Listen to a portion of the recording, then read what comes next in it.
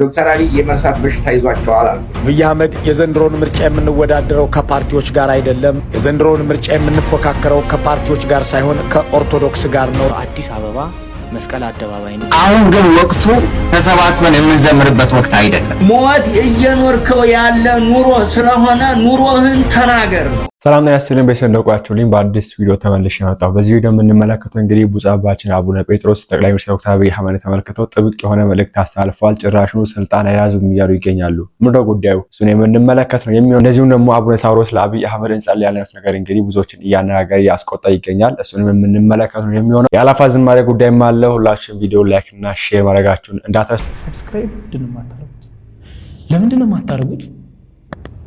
አሁን አድርጉ። እስቲ መጀመሪያ የአላፋ ዝማሬ ጃንደረባው ሁሉድኝ ትላንትና መግለጫ ሰጥቷልና ከመግለጫው መሀል የነበሩ ነገሮችን አይተን እንመለስ። የአላፋ ዝማሬ መነሻውም ሲጀመር ታስቦ የነበረው እንግዲህ ሁላችሁም እንደምታውቁት በመስቀል አደባባይ ነበር።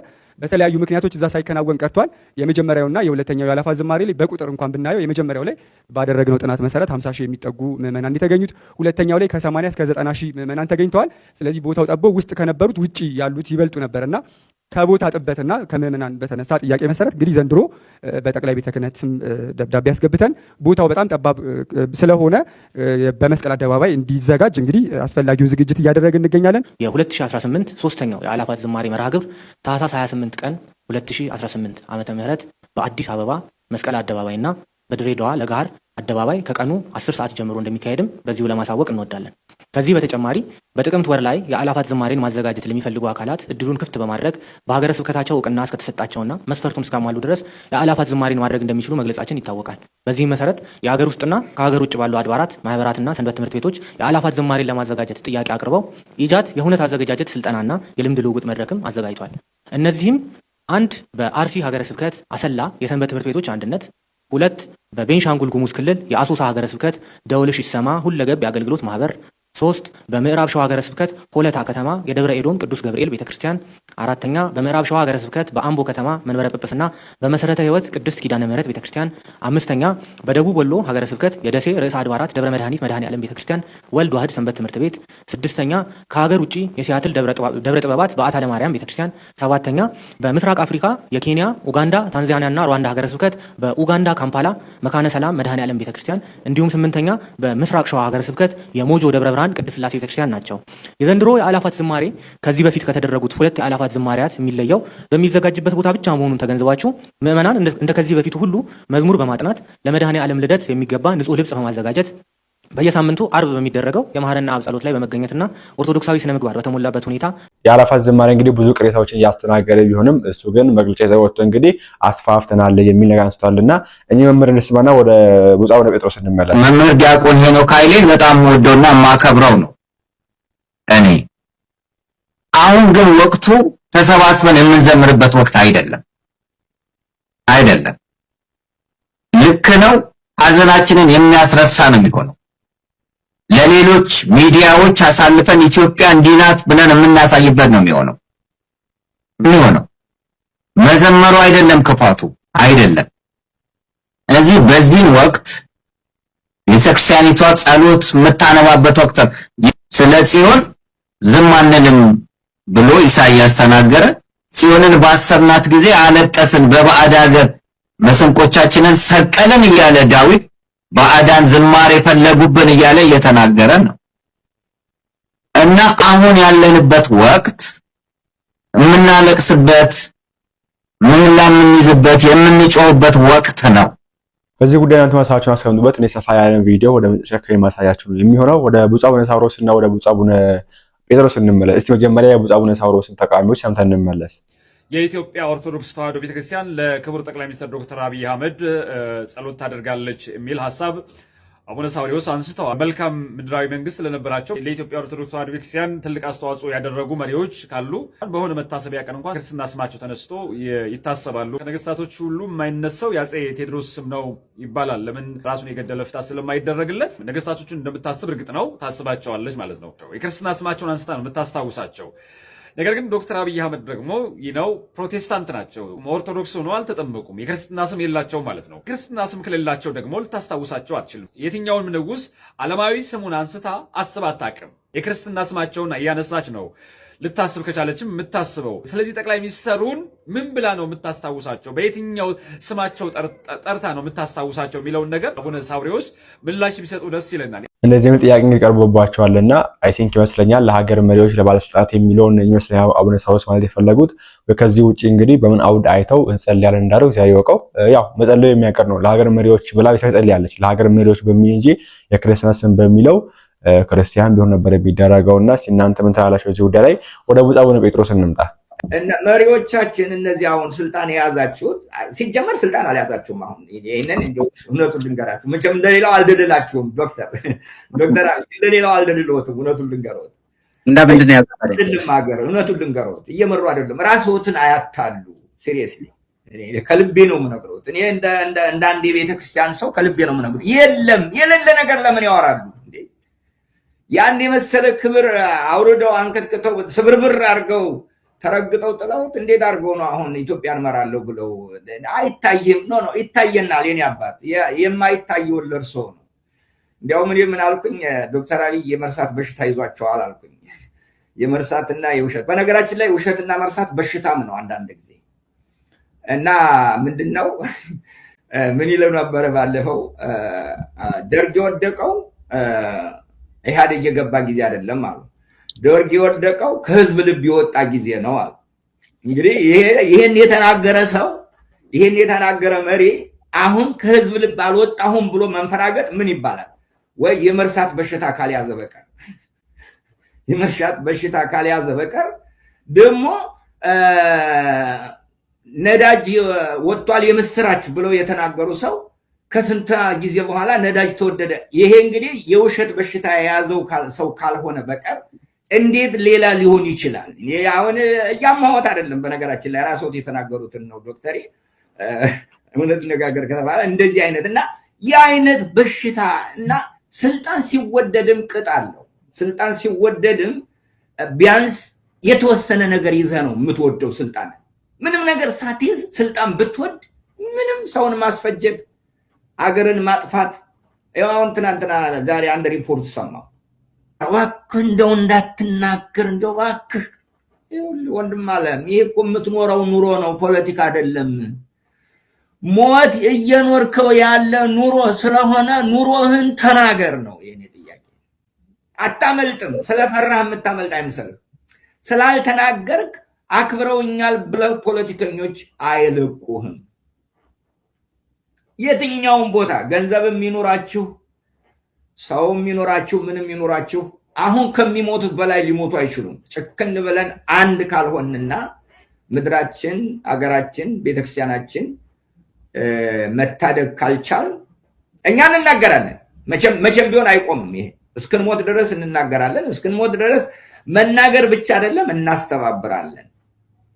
ማህበረሰቡ እንዲነሳ እንደምትሰሙት ነው። እንግዲህ ብፁዕ አቡነ ጴጥሮስ የሆነ ሰዓት ላይ ከመንግስት ጋር እጅና ጓንት የነበሩ አባት ናቸው። ከዛ በኋላ እንግዲህ ወጥቶ አሁን ላይ ለዚህ ተናገሩ ይገኛሉና እናንተስ ምን ታላችሁ በዚህ ጉዳይ ላይ የሚለው ነገር ሀሳባችሁን ያስቀምጡበት። የአርሲው ጉዳይ እንግዲህ እንዳለ ሆኖ ነው አሁን እስካሁን ድረስ መንግስት ምን አላለበትምና በአርሲው ጉዳይ ነገራችን ላይ ኢትዮ ፎረም የሰራውን ቪዲዮ እንድትመለከቱ ሪኮመንድ አደርጋችኋለሁ። በአርሲው ጉዳይ ላይ በተለይ በዚህ በሃይማኖት ተቋም ላይ ያወጣውን መግለጫ ኢትዮ ፎረም ብትመለከቱ እከን ደረጋችኋለሁ። ይሄን ተመልከቱ። ተቆርጦ የወጣ ቪዲዮ ነች። ስለ ጠቅላይ ሚኒስትሩ ይመስለኛል ዋሳትና ተመልከቱ። እስቲ አብይ አህመድ የዘንድሮን ምርጫ የምንወዳደረው ከፓርቲዎች ጋር አይደለም፣ ፓርቲዎችን አጥፍተን የኛ ስጋት መሆን የማይችሉበት ደረጃ ላይ አድርሰናቸዋል። የቀሩን ጥቁር ልበሱ እያሉ የሚጠራሩት ኦርቶዶክሶች ናቸው። የዘንድሮን ምርጫ የምንፎካከረው ከፓርቲዎች ጋር ሳይሆን ከኦርቶዶክስ ጋር ነው በማለት ስራዎች ሁሉ ከዚህ አኳያ እንዲሰሩ አዘዋል። ይህንኑ ከአንድ ዓመት በፊት በሳቸው ለሚሰበሰበው የጸጥታው ምክር ቤት ተናግረውት ነበር። የእኛ ስጋት ሸኔም ፋኖም አይደለም፣ ኦርቶዶክስ ውስጥ የተሰገሰገው ፋኖና ወያኔ ናቸው ብለዋል። ይህንን ያሉት ለነ ብርሃኑ ጁላ፣ ለነ ደመላሽ ገብረ ሚካኤል፣ ለነ ሲሳይ ቶላ፣ ለነ ሬድዋን ሁሴን፣ ለነ አበባው ታደሰ፣ ለነ ጌዲዮን ጢሞቴዎስ ነው። በነገራችን ላይ በጸጥታው ምክር ቤት ውስጥ ከሚገኙ ሰዎች አንድ ሰው እንኳን ኦርቶዶክስ አይደለም። እንደምትሰሙት ነው። ይሄን የመሰለ ጥንክር እንግዲህ ኢትዮ ፎረም ይዘው ወጥቷልና ከታች ተመልከቱ። ይሄ አንድም ኦርቶዶክስ ያለ የሚሆን ነገር ሆን ተብሎ መዋቅራዊ ነገር እንደሆነ ደግሞ ሆን ተብሎ ተሰልቶ ሲራ ነገር እንደሆነ ከዚህ ፊት መምህር ፋንታሁን ዋቄ ተናግረው አሰምቻችኋለሁ። ተመልሳችሁ ማየት ትችላላችሁ። ነገር ግን ኢትዮ ፎረም በጣም አስደናቂ ዘገባውን ይዞ የወጣው ልዩ ትንተና ይዞ የወጣው በተለይ በሃይማኖት ተቋማት በሰራብን ጉዳይ ላይ ሶስት ሪፖርት ነው የጻፈው። ከሶስቱ ማለት እንግዲህ አንዱን መርጦ ነው ለህዝብ ያቀረቡትና ሶስቱንም በጽሁፍ ይዘው ወጥቷል። እነዚሁም ደግሞ ብዙ ማስረጃዎችን ይዘው ሲናገር ነበርና ገብታችሁ ተመልከቱ ፈልጋለሁ። ከዛ ውጭ እንግዲህ የአርሲ ጉዳዩን በቀጠለ ነው ያለውና እታችን ስሟት። I recently had a meeting with a group of Ethiopian Christians, and they submitted to my organization a file of evidence of what has been happening in Ethiopia to Christians. And when you look at these images, it's so disturbing. It's so unbelievable that a human could commit these atrocities on another person. And when you look at it, it's just so obviously demonic and from the pit of hell that this violence is taking place. So you're right. በጣም ደስ የሚል ነገር ታችን ያልች የምትገኘው ያየነው ቪዲዮ የተመለከተነው ፎቶ በጣም የሚያሳቅቅ ነው የምትለው ሰው እንደ በዚህ ልክ ሰው ላይ ያረጋል የሚለው ነገር ነው የተገነዘብ ነው ያሰብነው የምትለውና ቢኮዝ በአርሲ ኦርቶዶክሳውያን ላይ እሳት ነው እንደደው አቃጥለዋቸው ባልና ሚስትን አቃጥለዋቸው አመድ ነው ያደርጓቸውና ይሄ ባለበት ሁኔታ ነው እንግዲህ የመንግስት አካላትም የቤተክርስቲያን አባቶችም ዝም ብሎ የሚቀበሉ። በዚህ አጋጣሚ አቡነ ያሬድ ከስልጣን ተነስተዋል። አቡነ ያሬድ ከአርሲ ሀገረ ስብከት ተነስተዋል። ለጊዜው ተነስተዋል። ማን ተደረገ አላወቅንም። በዘመረ የጸደቀ የለም። ዝማሬ እንደ ትልቅ ነገር አትዩት። ሊቃውንቱ ሲያስተምሩ እኛ ምናቃቸው ሊቃውንቱ ሲያስተምሩ ደስ ያለው ሰው ቢኖር ይዘምር የሚለውን ቃል ምን ደስ ሲል ነው ምን ዘምረው ደስ ያለው ሰው ቢኖር ያለው ምኑ በምን ሎተሪ ስናገኝ ገንዘብ ስናገኝ ሀብት ስናገኝ ዲግሪ ስንጨርስ የሆነ ነገር ሲያነ ደስ መዘመር ስለዛ አይደለም ስለዛ ደስታ አይደለም እያወራ ያለው በፍጹም ንስሐ ወደ ክርስትና የተመለሱ በክርስቶስ ፍቅር ውስጥ ለሚኖሩ እነሱ ናቸው መዘመር ያለባቸው። እነ ሰማዕታቱ ናቸው ቢዘምሩ የሚያምርባቸው። ለእምነታቸው ቀናተኛ የሆኑ ሰዎች ቢዘምሩ ያምርባቸው። እዚህ ባልንጀራ እየታረደ እየተገደለ እዚህ ጋር ቁጭ ብዬ ልዘምር ብትል አይሆንም። እንደዛ አይደለም። ደስታ ማለት እሱ አይደለም እና ከክርስቶስ ጋር መኖር ነው ደስታ ማለት። እውነተኛ ደስታ የሚገኘው በዛ ነው እንጂ ከክርስቶስ ጋር ማትኖሩ ምክንያቱ ከክርስቶስ ጋር አለመኖር ዋናው ማስረጃ ለአንድ ሰው ክርስቶስ ራሳችን ነው። ክርስቶስ ራስ ነው። በአንድ አካል ያለ እኛ ብልቶች ነን። ስለዚህ አንድ ሰው እቺ ጣቱ ብትቆረጥበት ወና ሰውነቱ ይታመማል። ምክንያቱም እቺ ጣቱ ስትቆረጥ መጀመሪያ የሚሄደው መልእክት የሚሄደው ለአእምሮ ነው፣ ለክርስቶስ ነው፣ ለራሳችን ነው። ከዛ ለሁሉም አንድ ላይ ህመሙ ይሰማቸዋል። ይሄን ደም ለማስቆም ሁሉም ይተባበራል። ይሄኛው እጅ ይተባበርና ደሙን ለማስቆም ወይ ፕላስተር ለማምጣት አይናችንም ሁሉ ነገራችን ይተባበራል ይሄን የተቆረጠውን ለማዳን። ከዚህ አካላችን በድን የሆነው ክፍል ግን ይሄ ሊሰማው አይችልም። የተቆረጠው አካል አይሰማውም፣ በድን ነው ያኛው፣ ከአካል አይደለማ። ክርስቲያን ማለት ቤተክርስቲያን ማለት የክርስቶስ አካል ማለት ነው። ቤተክርስቲያን ማለት አቡነ ከሌ ማለት አይደለም፣ ወይም ሲኖዶስ ማለት አይደለም። በክርስቶስ አካል ውስጥ መኖር ማለት ነው። በዛ አካል ውስጥ የሌለ ሰው አይሰማውም። በቃ አንድ ሰው ቤተክርስቲያን ውስጥ አለመሆኑ፣ ከክርስቶስ ጋር አለመሆኑ፣ ክርስቲያን አለመሆኑ የሚታወቀው ሰዎች ሲገደሉ፣ ሲራቡ፣ ሲፈናቀሉ፣ ሲታረዱ የማይሰማው ከሆነ አይደለም እዛ ውስጥ ማለት ነው። ማወቅ አለ፣ ማረጋገጥ አለ። ለምን አቡነ ከሪያስ አካል አይደሉማ፣ የክርስቶስ አካል አይደሉም። አካል ቢሆኑ ኖሮ ይሰማቸው ነበር፣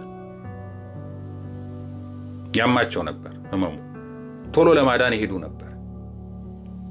እዚህ ጋር ተቆርጦበት የሚዝናና የትኛውም አካል የለም። ሁሉም ትኩረቱ የተቆረጠውን ለማዳን የሚሆን ሞላ ሰውነት እየበላንም ቢሆን እየጠጣንም ቢሆን ፊልምም እያየንም ቢሆን የሆነ ነገር እያየም ትምህርት ቤትም እየተማረንም ቢሆን የሆነ ነገር ውስጥም ብንሆን የፈለገ ነገር ውስጥ ቢኖር ቶሎ ብለን አንድ አካላችን ከተቆረጠ ያ የተቆረጠው አካላችን ላይ ነው ትኩረት የምናደርገው። ያን ለማዳን ነው ሁላችንም የምንሄደው። ምን ቢዚ ላይ ምናምን አይልም። ሌላው አካል ወደዛ ነው የሚሄደው። ኢመርጀንሲ ነው። ለዚህ ነው ለሰማዕትነትም ፍትሐ ነገሥት ትልቅ ዋጋ የሚሰጠው። ቅድሚያ ለሰማዕታት የሚለው ለዛ ነው።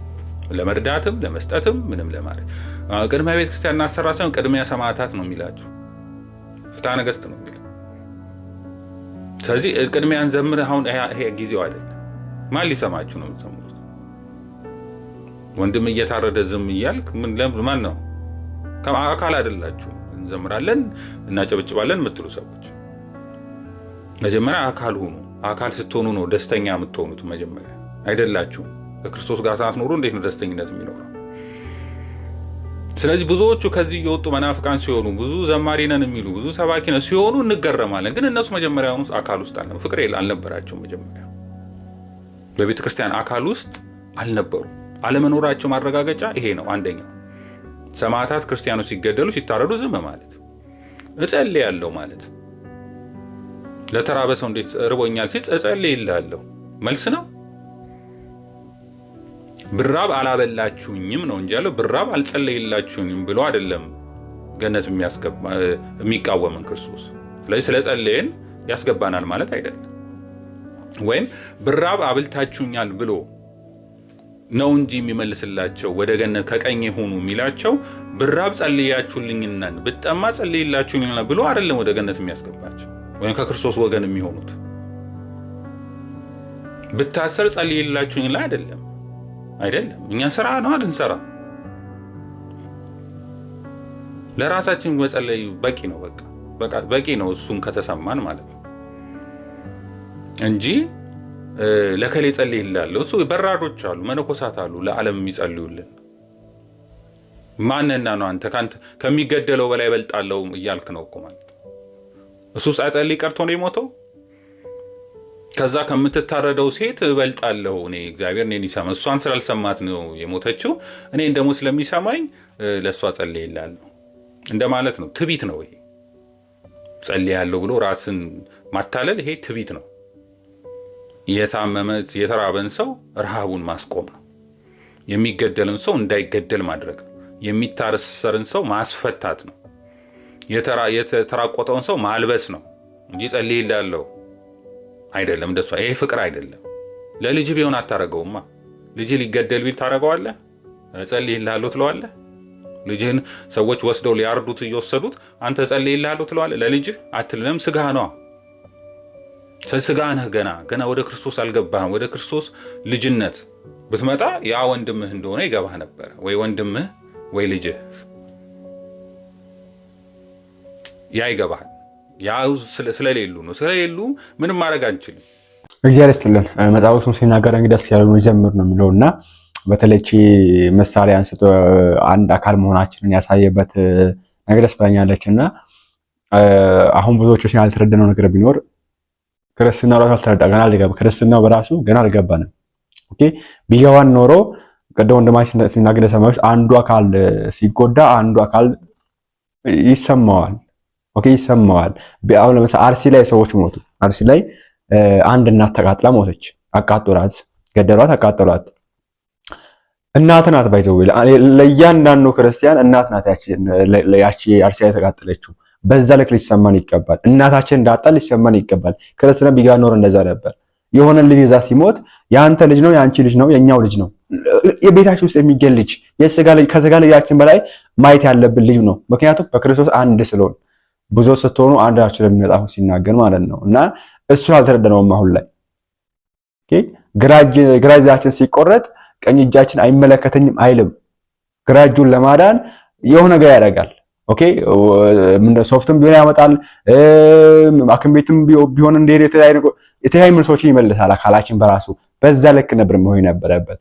ግን አለመረዳቱ እየወዳን ነው የሚገኘውና አሁን እኛ ምን ቀልድ ላይ ነው። እንግዲህ እስቲ ራሱ ያቆኑ ካለ አንድ ደስ የሚል ያነባ ጽሑፍ አለች፣ እንመልከታት። እግዚአብሔር እንዴት ይፈርዳል። አንድ ግብፃዊ መነኩሴ ለገዳም መርጃ የእጃቸውን ስራ የሆኑትን ቅርጫቶች ሊሸጡ ወደ እስክንድሪያ ለመጓዝ በጠዋት ተነሱ። በመንገድ ላይ ታዲያ ትልቅ የቀብር ስነስርዓት ለማድረግ የሚጓዝ ህዝብ ገጠማቸው።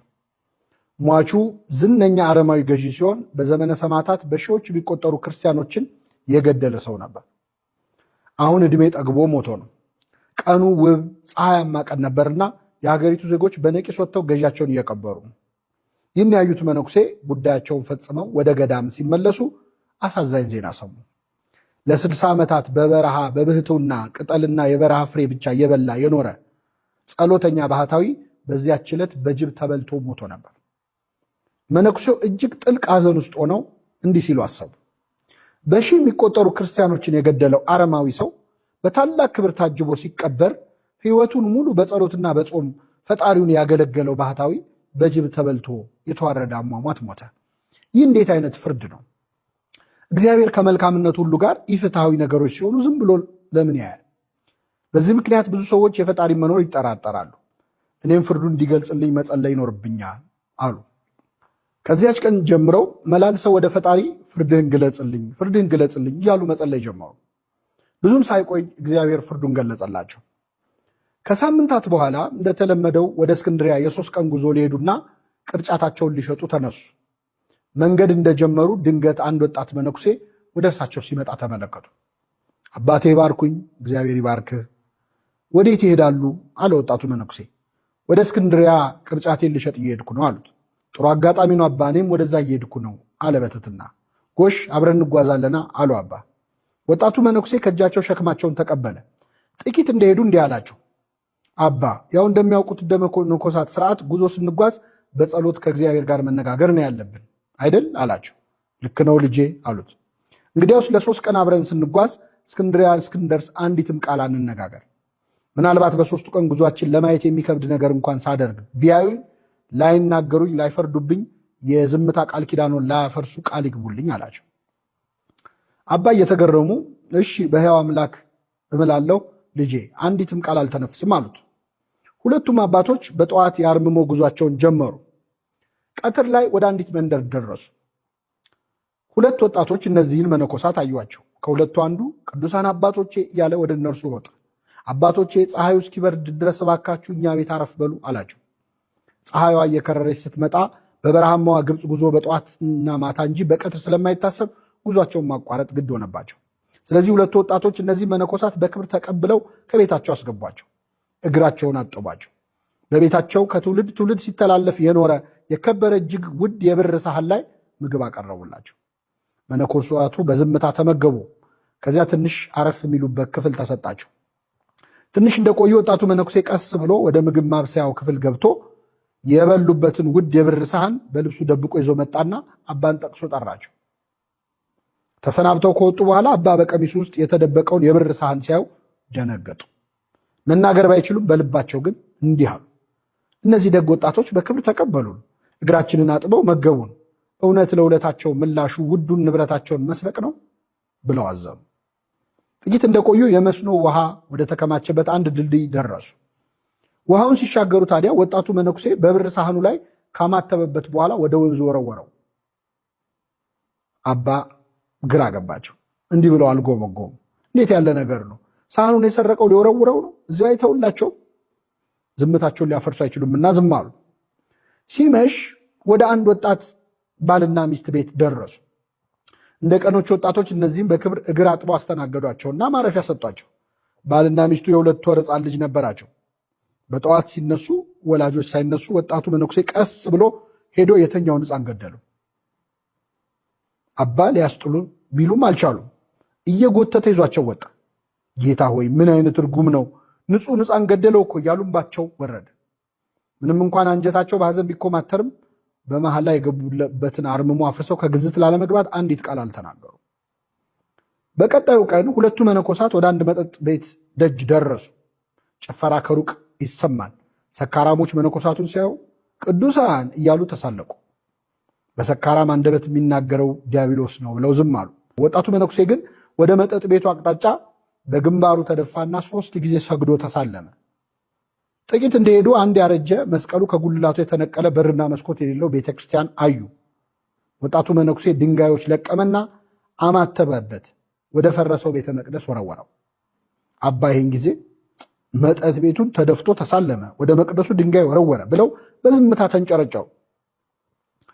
አሁን 3ኛው ቀን ደረሰ። በጠዋቱ ወደ አንድ በሸምበቆ የተሰራ ቤት ደረሱ። እናታቸው የሞተችባቸውና በአጎታቸው እርዳታ ብቻ የሚኖሩ 5 ሕፃናት ተቀምጠው ያለቅሳሉ። አባ በርኅራኄ ለሕፃናቱ ምግብ ሰጧቸው። እሳቸው ከህፃናቱ ጋር ሲነጋገሩ ወጣቱ መነኩሴ ደግሞ የሸንበቆን ቤት በእሳት እያያያዘ ነበር። ህፃናቱ ከሚነደው ቤት ሮጦ አመለጡ። ይህን ነፍሰ ገዳይ እስከ መች ታገሰዋለሁ ሲሉ የቆዩት አባ እስክንድሪያ ደርሰዋልና በምሬት መናገር ጀመሩ። እስኪ ንገረኝ፣ ከዚህ በኋላ ዝም ልልህ አልችልም። መልስልኝ፣ አንተ ሰው ነህ ወይስ ሰይጣን ነህ? ምን ነው አባ፣ ምን አጠፋው አለ መነኩሴው። በዚህ 3 ቀን ውስጥ ምን ያላጠፋው ነገር አለ? በበረሃ ክብረው የተቀበሉንን ሰዎች የብር ሳህን ሰርቀ ወንዝ ውስጥ አልጨመርክም? እነርሱ መነኮሳት በቤታችን ተቀብለን ሰርቀውን ሄዱ እያሉ ይሆናል። ይሄን መነኩሴው መለሰ፣ አባ ትልቅ ነገር እኮ ነው ያደረግኩላቸው። ያቀረቡልን የብር ሳህን ቅድመ አያታቸው ከጥንታዊ ቤተ መቅደስ የሰረቀው ጻሕል የቅዱስ ቁርባን ማቅረቢያ ነበር። መላው ቤተሰብ ይህን ሳያውቅ በዛ ቤት በብዙ ዘመን ሲቀባበሉት ነበር። በላዩ ላይ በላቲን ቋንቋ ይህ ጻሕል ለቅዱስ ኒቆላዎስ ቤተክርስቲያን የተሰጠ ነው የሚል ጽሑፍ አለበት። በዚህ ምክንያት ያንን ቅዱስ ንዋይ የሚጠቀሙ ሁሉ እስካልተመለሰ ድረስ በእግዚአብሔር ላይ ድፍረት ይሆንባቸዋል። የሞቱት ወላጆቻቸውም በዚያ ቅዱስ ንዋይ የተነሳ ነፍሳቸው ትታወካለች። እነዚያም ወጣቶች በጻሕሉ እኛን በማስተናገዳቸው ነፍሳቸው እንዳትጎዳ አዘንኩላቸው። ስለዚህ ሰረኳቸው። የሰረኩት ፈልጌ አይደለምና ውሃ ውስጥ ወረወርኩት። በማግስቱ የደብሩ ዘበኛ ሊታጠብ ወደ ውሃው ይመጣል። በውሃ ውስጥም ሳህኑን ያገኘዋል። የላቲን ቋንቋ ስለሚያውቅ የተጻፈውን ያነበዋል። ወስዶም ለካህኑ ይሰጠዋል። ጻሕሉ ከብሮ ድጋሚ ሲቀደስበት የሞቱትም ያርፋሉ፣ የቆሙትም ከጥፋት ይድናሉ አላቸው። አባ ተደነቁ። እሺ ሕፃኑንስ የገደልከው ለመልካም ብለህ ነው? አባ የእግዚአብሔርን ፍርድ አይመዝኑ። ሕፃኑ የተጸነሰው በኃጢአት ነው። ለወደፊት ደግሞ እጅግ ጨካኝ ወንጀለኛ ሆኖ ወላጆቹን የሚገድል ብዙ የሚያሰቃይ ነው። ስለዚህ ልጁን በመግደሌ 3 መልካም ነገር አደረግኩ። ሕፃኑ ከንጽህናው ጋር ወደ ሰማይ እንዲሄድ አረኩት። ወላጆቹም በልጃቸው እጅ ከመሞት አዳንኳቸው። በዚህ ልጅ ሐዘን ምክንያት ወላጆቹ ልባቸው በመሰበሩ የቀደመ ኃጢአታቸው ይቅር ይባልላቸዋል። እሺ መጠጥ ቤት ደጃፍ ላይ ሰገድከውስ ምን ነክቶህ ነው? 3 ሰዎች በዚያ መጠጥ ቤት ውስጥ ሆነው የፈረሰውን የከተማችንን ቤተክርስቲያን እንዴት እንስራ እያሉ እየተጨነቁ እየተነጋገሩ ነበር። ምንም እንኳን የተሰበሰቡበት ቦታ መጥፎ ቢሆንም በልባቸው ያለው ሐሳብ ቅን ስለሆነ እግዚአብሔር እንዲረዳቸው ወድቄ ሰግጄ ለመንኩት። ታዲያ ወደ ፈረሰው ቤተ መቅደስ ስለምን ድንጋይ ወረወርክ? በፈረሰው መቅደስ ላይ የተሳለቁ አጋንንት ሲጨፍሩ አየሁ። በመስቀል ምልክት አማትቤ ድንጋይ ወረወርኩ። በዚያ ምክንያት አጋንንቱ በነው ሸሹ አለ መነኩሴው። አባ ቀጠሉ፣ የእነዛን የሙት ልጅ የሆኑ ሕፃናት ቤት ስለምን አቃጠልክ? እነዚያ ሕፃናት እንደሚያውቁት ወላጆቻቸው ሞተውባቸዋል። የቀራቸው ንብረት ቤቱ ብቻ ነው። ቅድመ አያቶቻቸው የቀበሩት እጅግ ብዙ ሀብት ግን ከዚያ ቤት በታች አለ። ከቃጠለው በኋላ በቀረው ክፍል ለማደር ልጆች ሲገቡ የቀረውን ሀብት ያገኙታል። በቤተ ክርስቲያን ጠባቂነት ለሚያገለግል አጎታቸው ሄደው ይነግሩታል። በረሃብ መሞታቸው ቀርቶ በጥሩ ሁኔታ ያድጋሉ አለ መነኩሴው። አባ ምንም እንኳን ነገሩ ቢያስደንቃቸውም አንድ ወጣት መነኩሴ ይህን ሁሉ እንዴት ሊያውቅ ይችላል የሚል ጥርጣሬ ያደረባቸውና አንተ ማነህ አሉት። የእኔ ማንነት ይቆይና እርሶ በዚህ ሰሞን መላልሰው ፈጣሪን የጠየቁት ነገር ካለ ይጠይቁኝ፣ ይንገሩኝ አላቸው። እኔማ እግዚአብሔር ወይ ፍርድህን አሳየኝ ብዬ በምድር ላይ ስለሚደረጉ ኢፍትሐዊ ነገሮች ጠይቄው ነበር አሉት። እግዚአብሔር ሰማይ ከምድር እንደሚርቅ መንገዴ ከመንገዳችሁ ሐሳቤም ከሐሳባችሁ የራቀ ነው ብሏልና ፍርዱ አይመረመርም። ለመላእክት እንኳን ያልተገለጸውን የእግዚአብሔር ፍርድ እንዴት እርሶ በሰው አቅም ሊመረምሩ ይፈልጋሉ? ጸሎቶን ሰምቶ እግዚአብሔር ያዩትን ሁሉ እንዳደርግና ፈቃዱን እንዳሳየት ላከኝ አላቸው። ቅዱስ ዑራኤል ለዕዝራ እንዲህ አለው፣ የምትፈርስ የምትበሰብስ አንተ የማይፈርስ የማይበሰብስ የሕያው እግዚአብሔር ፍርዱን ልትመረምር አትችልም። ዘ ፓትሪስቲክ ሄሪቴጅ ቡክ 2 ላይ ነው ያገኘሁት። ይህን ታሪክ ትንሽ የሚመስለው ታሪክ በ1747 የተጻፈው የቮልቴር ዛዲግ ላይ አንብቤ የታሪኩ ሞራል ደስ ቢለኝም የዞራስትራኒዝም ነበርና ለቤተክርስቲያን አይሆንም ብዬ ትቼው ነበር። ለካ ይህ ታሪክ አስቀድሞ በመነኮሳት ታሪክ የተመዘገበና በዚህ መልኩ እስከ 4ኛው እስከ 5ኛው ክፍለ ዘመን በወርቃማ የምንኩስና ታሪኮች ውስጥ ተመዝግቦ አገኘሁት። ባየነው በምናየው ሁሉ እንዳሻን የእግዚአብሔርን ፍርድ በምንደመድምበትና በምናብራራበት በዚህ የደፋር ዘመን እንዲህ ያሉ ታሪኮች ልጓም ቢሆኑን በሚል ተርጉሜዋለሁ። ኢንዌስ ቪዲዮአችን ይመስላል። ሊስነ ካለ ያላችሁን ቀርብ ነው። ላይክ እና ሼር ማድረጋችሁን እንዳትረሱ። ኮሜንት ላይ ሀሳባችሁን አስቀምጡበት። ቸር ቆዩልኝ።